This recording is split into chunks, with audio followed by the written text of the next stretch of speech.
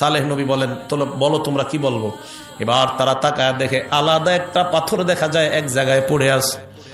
ডাক দিয়া বলে, সালেহ পয়গম্বর, আল্লাহকে বলো আইয়ুরিয়ানা নাকাতান মিন হাদিহিস সখরাতিল মুনফারিদা, এই যে পৃথক একটা পাথর দেখা যায়, এই পাথরের ভিতর থেকে জ্যান্ত মহিলা একটা উটনি যেন বের করে দেখা দেয়। সালেহ নবী হাত তুলে বললেন, আল্লাহুম্মা আরিনা নাকাতান মিন হাদিহিস সখরাতিল মুনফারিদা, আল্লাহ তুমি আমাদেরকে এই যে পৃথক একটা পাথর দেখা যায়, এই পাথর থেকে জ্যান্ত মহিলা একটা উটনি তুমি বের করে দেখা দাও।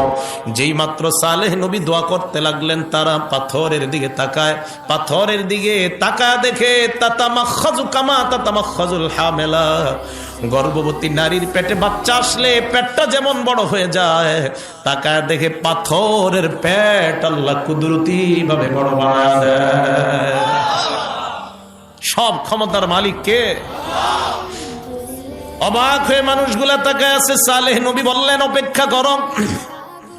এবার তারা তাকায় দেখে শাক্কাতিস সখরা, পাথর ফেটে যায়, পাথরের ভিতর থেকে জ্যান্ত মহিলা একটা উটনি হাঁটতে হাঁটতে সামুদ জাতির সামনে উপস্থিত হয়ে যায়।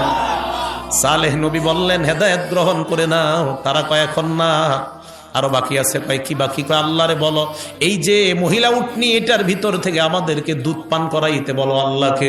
সালেহ নবী বললেন, বাচ্চা ছাড়া কিভাবে দুধ পান করাবে?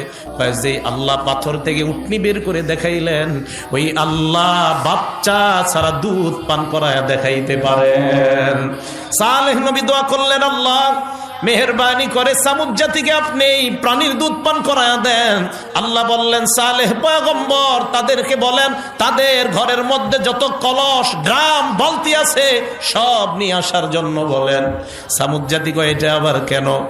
সালেহ নবী বললেন, আল্লাহর হুকুম, তোমরা নিয়ে আসো। সবাই তাদের যত পাত্র আছে, কলস ড্রাম যা কিছু আছে সব নিয়ে উপস্থিত হয়ে যায়। এবার আল্লাহ বললেন, উটনির ওলানের মধ্যে হাত দাও। উটনির ওলানে যেই মাত্র হাত দেয়, উটনি থেকে এত পরিমাণ দুধের ব্যবস্থা আল্লাহ করে দিলেন, ওই কলস ড্রাম সব ভর্তি হওয়ার পর উল্টা মাটির মধ্যে দুধ পড়া আরম্ভ হয়ে যায়। সালেহ নবী বললেন, হেদায়েত গ্রহণ করে নাও। আরো কিছুদিন দেখি।